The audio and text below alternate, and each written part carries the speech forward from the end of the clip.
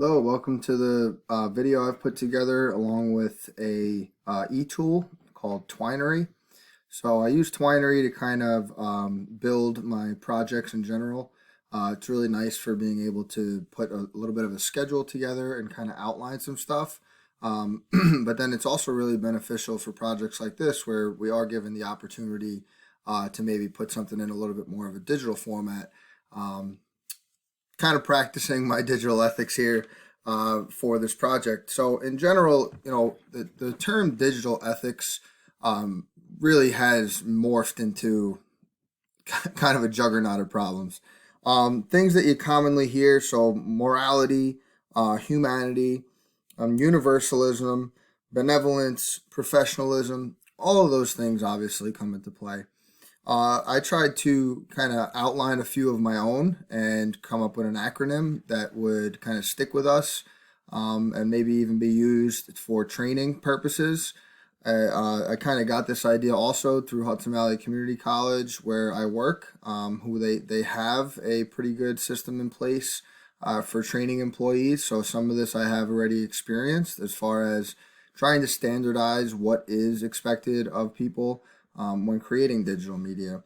So I think giving the opportunity to create a piece of digital media myself for this project kind of fit the build as far as what this project is about and how things should be done. So I'm focusing on college education and digital media being produced for college education, which I do a lot of. And inside of that, I came up with an acronym that we might ring a bell, APA. So this acronym was for my idea of what digital ethics should be considered when designing digital educational tools or education tools at the college level. And then from this homepage, which I did through Twinery, you can see a couple other things here, the audience that I'm focusing this on, and then also some of my references that I used. Excuse me. So for the audience, when thinking about where we are as a society and where the education system is, as well as how far it has come in recent years, it is apparent that things need to change both socially and conceptually. Another quote that I used in one of my blog posts from the Disconnected Youth portion, or the Disconnected Youth document, they said ethical thinking requires a certain level of abstract thinking. So obviously, we're in certain norms in the educational world, and things have changed significantly as leading into the 21st century. And, we deal with a lot of digital natives. I'm sure you've heard that term before. So the term digital native sticks with me when I do projects like this.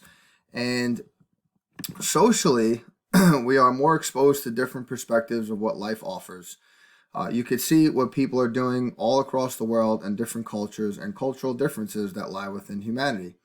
Because of this, we need to be more open-minded about how we can teach and use digital media to expose more students and people to information in the ethical way that allows for growth of a person, understanding, and topics. That allows for growth of a person's understanding and topics. The education system we are now in has changed and is trying to continue to change to keep up with the 21st century learners. And really, that's in reference to what has just happened recently with the pandemic. I know for me personally, I was teaching in a program that was and still is primarily hands-on. And when we had to go to a fully online modality, it was very challenging for many of my colleagues as well as the students because it was not something that we were prepared for. Conceptually, this is a great concept and something I am proud to say I am part of. But why are we not designing for the future of education rather than what education needs to be right now? In general, I think we should be designing for something that has longevity. And by having longevity, I mean it needs to be able to incorporate itself into the changes in the culture as well as the digital media. The recent pandemic has thrust us to the next level. We now teach, learn, communicate, and express ourselves really well through digital media, especially in the education world. However, we need to do so as a society responsibly, ethically, and by creating standards and forming communities of practice that understand how to use digital media to, let me see if I can move that, digital media to continue to benefit the new wave of educational design through digital media. I think we could really get to the next level as a society. So that was for the audience, and then back to the individual. Accessibility, professionalism, and accountability are the three digital ethics that I tried to outline to express how I think that we could benefit from using digital media responsibly. So accessibility, for me, this digital ethic surrounds the need for streamlined, accessible design across a college or education institution at a higher level of education.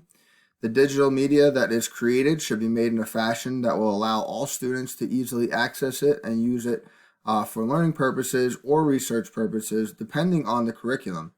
This will include standardized software use that is supported by the college or institution, so they can offer tech support and training. Devices that make this software available by the college, they should be providing that to students as well as faculty, so they can use and access this software. Then also, as part of this accessibility, training for content creators with specific outline standards and guidelines. And I know that we've looked at a couple of recent documents that do outline some standards, and they, typically they're all surrounding the same concept. They all mention humanity. They all mention, moral compasses and things like that, where, yes, things that we do on a day-to-day basis should carry over into the digital world. And sometimes they do, sometimes they don't. Sometimes things get lost in translation when it comes to digital media. So I think training and creating standards is a good way to help solve that problem. Next, for professionalism. So professionalism is something that we do on a day-to-day basis. Looking the part, dressing nicely when you're going into a classroom. Making sure that inappropriate things aren't said or done in the classroom. And in my opinion, it's the same for digital media.